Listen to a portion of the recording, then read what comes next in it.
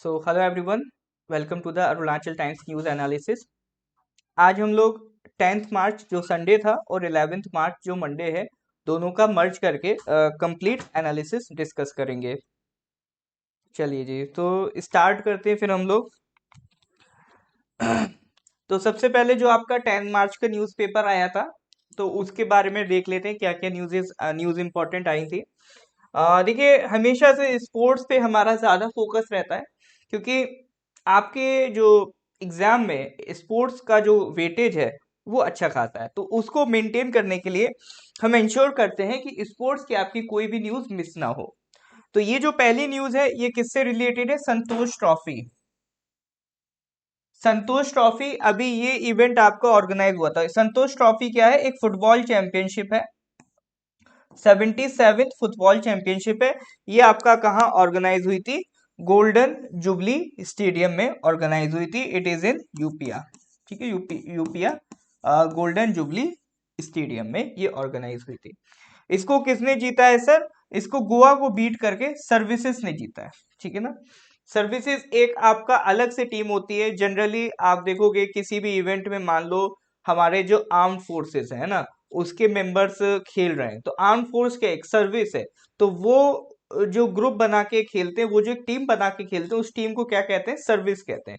तो यहाँ सर्विसेज का मतलब है एक ऐसी टीम जिसमें जो सर्विस वाले लोग हैं वो इन्वॉल्व है। ठीक है, तो उनकी अलग टीम होती है। तो सर्विसेज ने इसको जीता है, संतोष ट्रॉफी को। चलिए, ये तो पहली न्यूज हो गई। नेक्स्ट न्यूज आपका, अभी प्रधानमंत्री आए थे, कई सारे प्रोजेक्ट्स लॉन्च करके गए हैं, और साथ ही साथ the big one thing is Sela tunnel का उन्होंने क्या करा? इनॉग्रेशन किया है। सेला टनल के रिगार्डिंग हम लोग पहले भी डिस्कशन कर चुके हैं, पिछले दिनों भी न्यूज में था, तो वहां पर भी आप सेला टनल के रिगार्डिंग और डिटेल देख सकते हैं। चलिए, नेक्स्ट न्यूज पे आते हैं सर। बोल्स्टरिंग द पार्टनरशिप, ये आपका एडिटोरियल संडे वाले दिन आया था। इंपॉर्टेंट है, मतलब कुछ इंपॉर्टेंट पॉइंट्स इसमें हमने नोट आउट किए, वो आपको बता देता हूँ। एक बार देख लेते हैं सर, ठीक है। देखिए, ये जो आर्टिकल लिखा गया है, किस कॉन्टेक्स्ट में लिखा गया है? इंडिया फ्रांस रिलेशनशिप से रिलेटेड लिखा गया है। तो आप जो GS2 वाला पार्ट है, GS2 जहाँ पे फॉरेन रिलेशंस आपके कवर होते हैं APPSC में, उससे आपको इसको रिलेट कर सकते हो। तो अभी हुआ क्या था? एक मीटिंग हुई थी सर, हमारे foreign affairs minister S Jaishankar ji और फ्रेंच मिनिस्ट्री की जो सेक्रेटरी जनरल है एनी मैरी डेस्कोटिस। ठीक है, तो शॉर्ट में याद रखो डेस्कोटिस और जयशंकर साहब का क्या हुआ था? अभी एक मीटिंग हुआ था। मीटिंग का पर्पस क्या था? Review the strategic partnership between the two countries. यानी आपका जो फ्रांस है और इंडिया है, इनके बीच जो स्ट्रेटेजिक पार्टनरशिप चल रही है उसको रिव्यू करना है। ये पार्टनरशिप किस हद तक सक्सेसफुल हुई है, इसमें क्या क्या आपका चेंजेस करने की जरूरत है, या क्या क्या और इम्प्रूवमेंट करने की जरूरत है। तो अगर जयशंकर साहब के हिसाब से माने, तो उनके हिसाब से strategic partnership between two nations is growing from strength to strength. यानी उनके हिसाब से कोई दिक्कत नहीं, बिंदास जो पार्टनरशिप है वो टाइम टू टाइम आपका ग्रो करती जा रही है ना। तो दोनों ने ही अपने जो भी बायलेटरलिज्म के वेरियस एस्पेक्ट्स है उसको रिव्यू करा, है ना। जो आपका स्टार्ट हुए थे 26 जनवरी 1998। ये डेट आप याद रख सकते हो। जब भी फॉरेन रिलेशंस पे क्वेश्चंस आए, फ्रांस के साथ हमारी रिलेशनशिप में क्वेश्चन आए, तो वहां पर आप इसको लिख सकते हो कि 26 जनवरी 1998 में पहली स्ट्रेटेजिक पार्टनरशिप हुई थी इंडिया की किसी भी कंट्री के साथ। ठीक है ना। यानी 1998 से हमने स्ट्रेटेजिक पार्टनरशिप करना स्टार्ट किया था। तो यहाँ पर इंडिया और फ्रांस से रिलेटेड जो भी सेक्टर्स हैं जिसमें हम पार्टनरशिप करे हुए हैं, like defence and security, civil nuclear matters, space, maritime security, digitalisation, cyber security, advance computing, counter terrorism, climate change, renewable energies, sustainable growth and development. तो इन सारे पॉइंट्स पे जहां पर हम आपका फ्रांस के साथ कोलैब करते हैं या पार्टनरशिप करते हैं, वो सारे जो डिपार्टमेंट्स हैं या वो जो सारे जो सेक्टर्स हैं, वो यहाँ पर ऑथर ने मेंशन किए। साथ ही साथ इंडिया पैसिफिक कंपोनेंट को भी इंपॉर्टेंस दी गई है। यानी जो इंडियन ओशियन है और जो पैसिफिक ओशियन है, इनके बीच जो कंट्रीज लाई करती हैं, इसमें भी स्ट्रॉन्ग रिलेशन दोनों को डेवलप करने हैं। और उसके साथ साथ अभी एक रोड मैप साइन हुआ था इंडिया फ्रांस के बीच, जिसे कहते हैं होराइजन 2047 रोड मैप। तो इसके बारे में भी बात की गई कि ये भाई कहाँ तक पहुंचा है। ये कब साइन हुआ था? ये 2023 में साइन हुआ था 14 जुलाई को। वहां पर बेस्टिल डे के सेलिब्रेशन था, तो वहां पर प्रधानमंत्री गए हुए थे। तब इंडिया और फ्रांस ने एक रोड मैप अपना कोलैब किया था, होराइजन 2047 रोड मैप। चलिए, अच्छा, जब हमारे प्रधानमंत्री गए थे जुलाई में, जब उनका बेस्टिल डे का सेलिब्रेशन था, तो कमेंट में मेंशन करिएगा बेस्टिल डे का सेलिब्रेशन किस दिन होता है फ्रांस में, ठीक है। तो बेस्टिल डे से पहले जब आपका प्रधानमंत्री गए थे, तो वहां पर एक फेस्टिवल भी ऑर्गेनाइज किया गया था, नमस्ते फ्रांस, ठीक है ना। नमस्ते फ्रांस, ये फेस्टिवल ऑर्गेनाइज किया गया था जब हमारे प्रधानमंत्री वहां पर गए थे। तो वहां पर people to people ties, cultural exchanges, इन सबको अंडरलाइन किया गया था। तो देखो, ये जो एडिटोरियल है ये बेसिकली एक फ्लैशबैक है। ये वो पॉइंट्स डिस्कस कर रहा है कि पहले आपका अभी तक फ्रांस के साथ हम क्या क्या एग्रीमेंट्स कर चुके हैं, फ्रांस के साथ साथ क्या क्या हमारे रिलेशंस रहे हैं। तो एक शुरुआती हिस्ट्री से लेकर अभी तक एक फ्लैशबैक दे रहा है आपका ये एडिटोरियल, ठीक है। तो देखो, फ्रांस में एक centre for language and culture भी है, ठीक है ना। दिल्ली में ही है फ्रांस के एक लैंग्वेज कल्चर सेंटर में, उसको लैंग्वेज एंड कल्चरल सेंटर, उसको कहते हैं अलायंस फ्रांसेस। तो ये एक तरीके से हमारे फ्रांस के बीच जो कल्चरल टाइज है उसको स्ट्रॉन्ग करता है। तो एफओसी इसी मीटिंग को कह रहे हैं जो अभी जयशंकर जी और डेस्कोटेस के बीच हुई थी। अभी 4 मार्च को 2 अदर बायलेटरल डायलॉग भी हुए, यानी अभी ये सारी जो रिलेशनशिप चल रही थी उसके अलावा अगर हम इस साल की बात करें, करंट में बात करें, तो इंडिया और फ्रांस के बीच 2 और बायलेटरल डायलॉग्स भी हुए हैं। एक तो है इंडिया एंड फ्रांस डिसआर्मामेंट, और दूसरा है non proliferation India France dialogues, ठीक है। तो इसका पर्पस क्या है? जो भी न्यूक्लियर, केमिकल और बायोलॉजिकल डोमेन्स हैं उसमें कोलैबोरेट करना है ना, उसमें डेवलपमेंट्स को डिस्कस करना है nuclear, chemical and biological domains में। उसके अलावा जितने भी कन्वेंशनल वेपन्स हैं इंक्लूडिंग एआई, ठीक है ना, जितने भी कन्वेंशनल वेपन्स हैं इंक्लूडिंग एआई, उसको मिलिट्री डोमेन में लाना है ना। और जितने भी लीडर, मतलब खतरनाक, घातक, डेंजरस, जो जान लेने के ले सकते हैं, autonomous weapon systems and multilateral export control regimes, उनको भी ये सारी डायलॉग्स में डिस्कस किया गया। अब देखो, एक लाइन हमेशा ध्यान रखना, जो ये लास्ट वाला पॉइंट है, India has been committed to the goal of universal, non-discriminatory and verifiable nuclear disarmament। ये न्यूक्लियर डिसआर्मामेंट का मतलब क्या होता है? देखो, न्यूक्लियर डिसआर्मामेंट का मतलब ये है कि जैसे इंडिया है एंड अदर कंट्रीज जो न्यूक्लियर टेक्नोलॉजी डेवलप कर चुकी हैं, जो न्यूक्लियर वेपन्स को यूज करने के कैपेबल हैं, तो उनकी एक ट्रीटी चलती है जो यूएन प्रमोट करता है कि सारी कंट्रीज को न्यूक्लियर वेपन्स गिव अप कर देने चाहिए। या पहले तो ये नॉन प्रोलिफरेशन ट्रीटी थी कि अब कोई भी कंट्री न्यूक्लियर वेपन नहीं बनाएगा, लेकिन जो ऑलरेडी डेवलप कर चुके हैं क्या वो अपना वेपन गिव अप करेंगे? तो वेपन जो गिव अप करना है उसी को क्या कहते हैं? न्यूक्लियर डिसआर्मामेंट। यानी भारत जो है वो कह रहा है ठीक है, हम न्यूक्लियर वेपन छोड़ देंगे, लेकिन बाकी कंट्रीज भी छोड़ें, तभी हमारे लिए पॉसिबल होगा, अदरवाइज हम अपना बचाव कैसे करेंगे? तो एक रेस्पॉन्सिबल न्यूक्लियर वेपन स्टेट है भारत, ठीक है ना। तो हमने हमेशा से मिनिमम डेटरेंस बना के रखा। डेटरेंस मतलब एक डर। जैसे हमारे पास न्यूक्लियर वेपन है तो ये क्या क्रिएट करता है? डेटरेंस क्रिएट करता है। कोई भी कंट्री जब भी हम पे अटैक करेगी तो 10 बार सोचेगी कि न्यूक्लियर वेपन वाली कंट्री है, न्यूक्लियर अटैक कर सकती है, न्यूक्लियर अटैक से पूरी पूरी कंट्री तबाह हो सकती है, ठीक है ना। तो इसीलिए, लेकिन हम जो अपना न्यूक्लियर वेपन का डर है वो कम दिखाते हैं। हम बार बार हर बात पे ये नहीं कहते कि न्यूक्लियर अटैक कर देंगे, न्यूक्लियर अटैक कर देंगे। तो हम जो डिटरेंस शो करते हैं वो मिनिमम है। और साथ ही साथ हमारी नो फर्स्ट यूज और no use against non nuclear state policy है। यानी अगर हम न्यूक्लियर वेपन यूज करेंगे तो वो दो ही कंडीशन होगी। पहली कंडीशन तो ये कि पहली बार हम पे अटैक कोई कर दे, मान लो पड़ोसी में पाकिस्तान है, वो भी न्यूक्लियर कैपेबल स्टेट है, अगर पाकिस्तान हम पे अटैक करेगा तभी हम उस पे अटैक करेंगे। हम कभी भी नो फर्स्ट यूज पॉलिसी नहीं चलाते, यानी इंडिया हमेशा न्यूक्लियर अटैक तब करेगा जब कोई और कंट्री उस पर अटैक करेगा। दूसरा, हम कभी भी न्यूक्लियर अटैक उस कंट्री पे नहीं करेंगे जो नॉन न्यूक्लियर है, ठीक है, हम उसी पे अटैक करेंगे जो न्यूक्लियर कैपेबल कंट्री है, सिर्फ उसी पे, ठीक है। तो no use against non nuclear states, ये हमारी पॉलिसी है। नेक्स्ट देख लेते हैं। इसके अलावा स्पेस से रिलेटेड भी एक मीटिंग हुई थी जिससे कहा स्ट्रेटेजिक स्पेस डायलॉग, तो स्पेस सेक्टर में कोऑपरेशन की वहां पर बात की गई। साथ ही साथ अगर ये जो पॉइंट है यहां से आप देख सकते हो history of India France relationship या इंडिया फ्रेंच स्पेस पार्टनरशिप की यहाँ पर बात हुई है।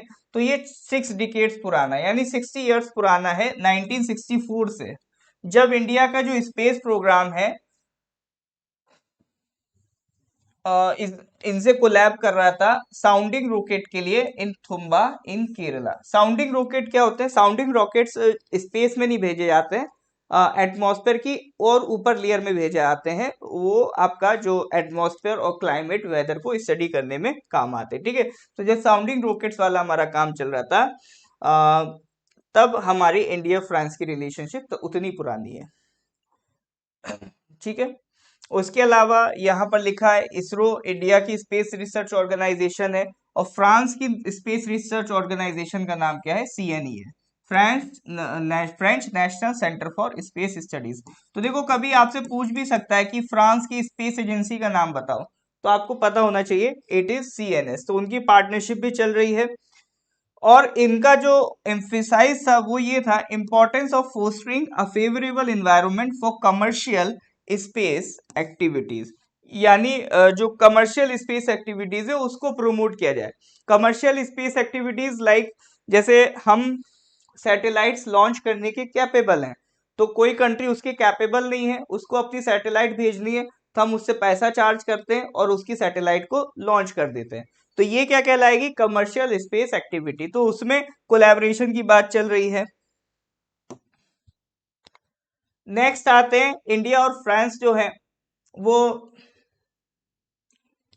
और भी कई मल्टीपल सेक्टर्स में अपने कोलैबोरेशन ढूंढ रहे हैं और उसमें उन्होंने ये डायलॉग में ये सारी चीजें कवर की, science and technology, blue economy, institutional dialogue mechanism, cooperation in Indo Pacific region, climate action, energy transition, health, trilateral and plurilateral cooperation. साथ ही साथ पॉलिटिकल फ्रंट पे अगर हम बात करें तो UNSC में जो रिफॉर्म्स है कि सिक्योरिटी काउंसिल में सिर्फ आपका 5 परमानेंट मेंबर्स हैं और भी होने चाहिए, और वीटो पावर एंड होनी चाहिए। ऑनगोइंग वॉर जो है गाजा में और जो रेड सी में टेंशंस चल रही हैं, रशिया यूक्रेन कॉन्फ्लिक्ट चल रहा है, तो ये सारे जो पॉलिटिकल मुद्दे ग्लोबल लेवल पे चल रहे हैं इस पे भी हमारा डिस्कशन हुआ। अब ये लाइन सबसे इंपॉर्टेंट है पूरे एडिटोरियल में कि इंडिया फ्रांस की जो रिलेशन है वो कितना पुराने हैं। It go back to the 17th century. 17th century when trade exchanges started between two countries, ठीक है, दोनों कंट्रीज के बीच जो ट्रेड चल रहा है 17th सेंचुरी से हमारे आपका रिलेशंस है। आपको पता होगा अगर आप मॉडर्न हिस्ट्री पढ़ते हो, तो जब हम एडवेंट ऑफ यूरोपियंस की बात करते हैं तो यूरोपियंस में हम देखते हैं ट्रेड करने के लिए पोर्टुगीज आए, डच आए, इंग्लिश आए, डेन्स आए, एंड सबसे लास्ट में आप देखोगे कौन आ रहा है? फ्रेंच आ रहे हैं। तो फ्रेंच भी इंडिया में जब ट्रेड करने आए तब से हमारे और फ्रांस के रिलेशंस डेवलप होते हैं। 1954 तक फ्रांस की कॉलोनीज एग्जिस्ट करती थी इंडियन सब कॉन्टिनेंट में, और पार्टिकुलरली हम अपने इंडिया के स्पेसिफिक बात करें तो पुडुचेरी, पहले इसका क्या नाम था? पौंडीचेरी था, जो किसकी कॉलोनी थी? फ्रेंच कॉलोनी थी। बाद में इसको आजाद करा के हमने इसे इंडिया में मर्ज किया, ठीक है ना। चलिए फिर 1998 में हमारी स्ट्रेटेजिक पार्टनरशिप साइन होती है क्या कहते हैं फ्रांस के साथ। The progress in all areas of bilateral cooperation has been significant, ठीक है ना। तो 1998 के बाद से हमने स्ट्रेटेजिक पार्टनरशिप स्टार्ट करी थी फ्रांस के साथ, उसके बाद ये कभी नीचे नहीं गई है। ये जो पार्टनरशिप है हमेशा एक्सपेंड हुई है, हमेशा इम्प्रूव हुई है, ठीक है ना। और in fact France was the first country with which India entered into a nuclear energy agreement. देखो इंडिया जब शुरू में राइज कर रहा था तो कोई भी कंट्री हमारे साथ न्यूक्लियर एनर्जी एग्रीमेंट नहीं कर पा रहा था।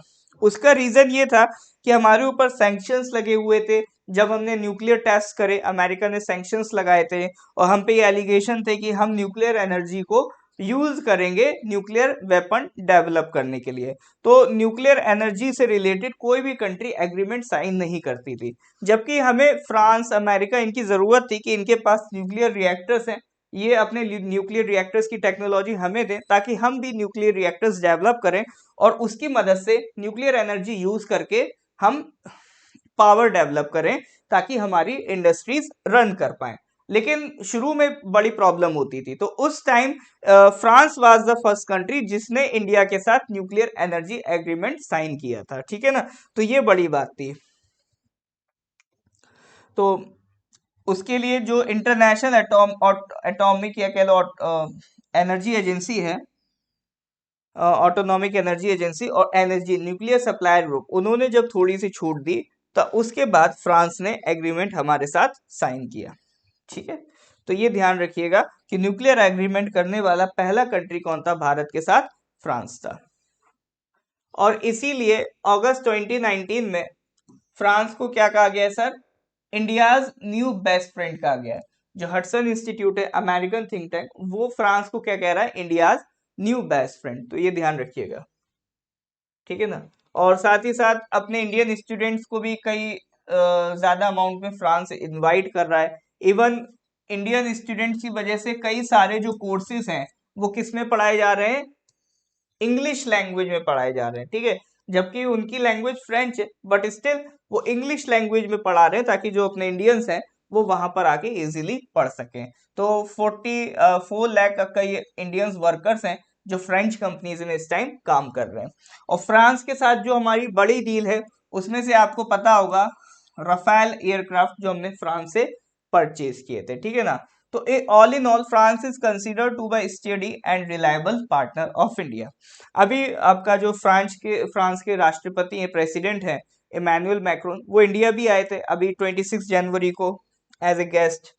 तो France has been opposed to the hegemony of either US और फॉर्मर सोवियत यूनियन, ठीक है। तो फ्रांस का कभी ऐसा स्टैंड नहीं रहा कि कंप्लीटली यूएस के पक्ष में चले जाना है ना, या यूएसएसआर को सपोर्ट करना है। तो उनका भी यही था कि भाई यूएसएसआर के अलावा और भी कंट्रीज के पास पावर होनी चाहिए अपना बात रखने को, ठीक है ना। चलिए फिर इसी वजह से जो फ्रांस था उसने किसके साथ कोलैब किया? जर्मनी के साथ कोलैब किया। और क्या क्रिएट किया सर? यूरोपियन यूनियन क्रिएट किया। क्योंकि पहले दो ही पोल थे, 1947 के बाद देखोगे तो यूएस, यूएसएसआर। तो इनको चैलेंज करने के लिए फ्रांस और जर्मनी का बड़ा रोल था यूरोपियन यूनियन क्रिएट करना, ताकि यूरोप एज ए पावर इनको चैलेंज कर सके, या इनकी जो हेजमनी है या इनकी जो डोमिनेंस है उसको खत्म कर सके, ठीक है। In any case the India France relation is good for both countries and many contribute to shaping a new world order. तो देखिए ये नॉलेज के बेस पे ये अच्छा एडिटोरियल है, इसको पढ़ के आप आइडिया ले सकते हो कि हाँ फ्रांस के साथ जो हमने कोलैबोरेशंस किए, फ्रांस के साथ हमारे कैसे रिलेशंस रहे, उसकी जानकारी आपको ये एडिटोरियल से मिल सकती है, ठीक है। लेकिन वही जो दो तीन पॉइंट्स हैं कि हमने स्ट्रेटेजिक पार्टनरशिप कब से स्टार्ट करी, या फ्रांस के साथ हमारे रिलेशंस कब कितने पुराने हैं, या फिर तीसरी चीज अगर हम बात करें कि France was the first country to have nuclear agreement with us. तो ये दो तीन पॉइंट्स को आप चाहें तो एक जगह नोट भी कर सकते हैं, क्योंकि आने वाले टाइम में अलग अलग लेवल के जो क्वेश्चंस आप देखोगे तो उसमें ये दो तीन पॉइंट्स कहीं ना कहीं आप एडजस्ट कर दोगे, ठीक है। चलिए तो आगे बढ़ते हैं। नेक्स्ट आर्टिकल है India EFTA ink free trade agreement $100 billion investment target in 15 years. ये EFTA क्या है? इंडिया और EFTA free trade agreement sign करे हुए हैं। देखो EFTA में 4 कंट्री हैं। देखो इसमें दो टर्म आप सुनोगे, EFTA और TEPA। EFTA क्या है सर? ये चार इसमें क्या है आपका, कुछ कंट्रीज हैं, चार कंट्रीज है, आइसलैंड, लिंचेस्टीन, नॉर्वे, स्विट्जरलैंड। ठीक है, आइसलैंड, लिंचेस्टीन, नॉर्वे, स्विट्जरलैंड, ये चार कंट्रीज के ग्रुप को क्या कहते हैं, यूरोपियन फ्री ट्रेड एसोसिएशन। तो फ्री ट्रेड करने के लिए या अपने आप में ट्रेड को प्रमोट करने के लिए इन चार कंट्रीज ने अपना एक अलग ग्रुप बना रखा है, और इनके साथ एक ट्रेड एग्रीमेंट इंडिया ने साइन किया है, और उस ट्रेड एग्रीमेंट को क्या कह रहे हैं, टेपा। टेपा बोले तो trade and economic partnership agreement. ठीक है, तो ईएफटीए के साथ, ईएफटीए ये जो चार कंट्रीज का ग्रुप है और इंडिया, इन दोनों ने मिलकर ट्रेड एग्रीमेंट साइन किया जिसे कह रहे हैं टेपा। ठीक है, तो पहली चीज तो ये ध्यान रखिएगा। अब इसका सिग्निफिकेंस क्या है सर, देखो फ्री ट्रेड एग्रीमेंट का मतलब ये होता है कि मान लो जिस भी कंट्री से हमारा फ्री ट्रेड एग्रीमेंट है, तो उसके जो भी प्रोडक्ट्स हमारी कंट्री में आएंगे वैसे कस्टम ड्यूटी देना पड़ती है। जब भी एक मिनट रुकिएगा, हाँ जी, तो जब भी कोई फॉरेन कंट्री हमारी कंट्री में अपना प्रोडक्ट सेल करती है तो उसको एक कस्टम ड्यूटी देना पड़ती है।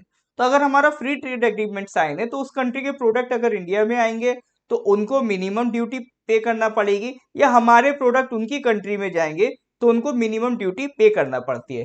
तो दूसरी कंट्री के जो सेलर्स हैं या जो मार्केट वाले हैं या जो ट्रेडर्स हैं उनके लिए इंडिया में बिजनेस करना आसान हो जाएगा, और इंडिया वालों के लिए दूसरी कंट्री में बिजनेस करना आसान हो जाएगा। तो ये एक म्यूचुअल एग्रीमेंट होता है जो जनरली कंट्रीज आपस में साइन करती हैं। तो ये एग्रीमेंट हमने किसके साथ साइन किया है, ईएफटीए के साथ साइन किया है। तो इससे हम एक्सपेक्ट कर रहे हैं कि देखो हमने अपना मार्केट उनको दिया है, वो अपना मार्केट हमें देंगे, तो कहीं ना कहीं अब ऑब्वियसली बात है जब मार्केट बेस बढ़ेगा तो एक इन्वेस्टमेंट भी बढ़ेगी और लोग इंडिया में पैसा लगाएंगे कि भाई अब इनके प्रोडक्ट दूसरी कंट्रीज में भी बिक रहे हैं। ठीक है ना, तो इसको थोड़ा सा ध्यान रखिएगा। चलिए,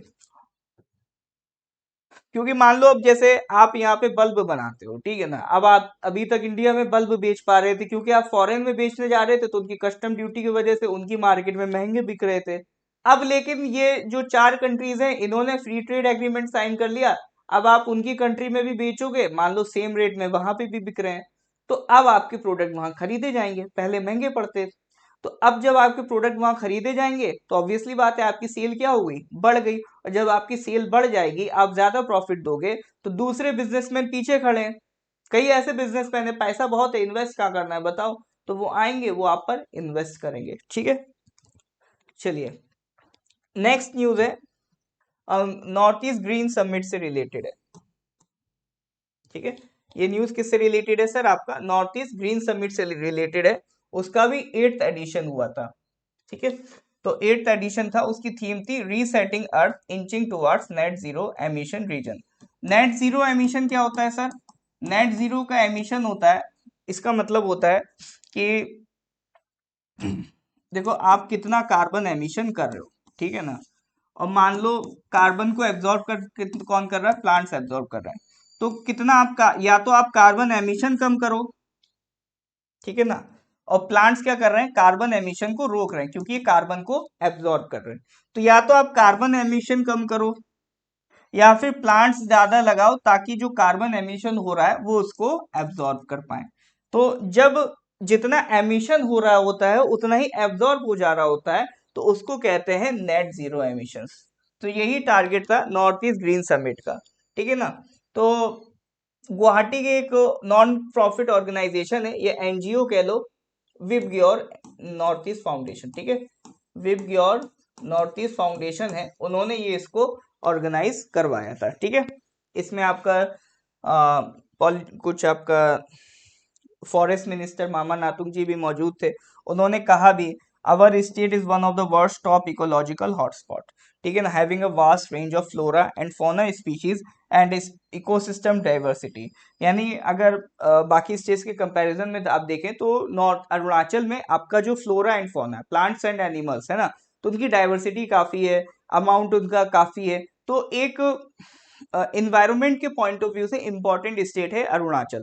तो वहां पर बहुत जरूरी है हम इन्वायरमेंट पे फोकस करें ताकि उसके इन्वायरमेंट को हम मेंटेन कर पाए।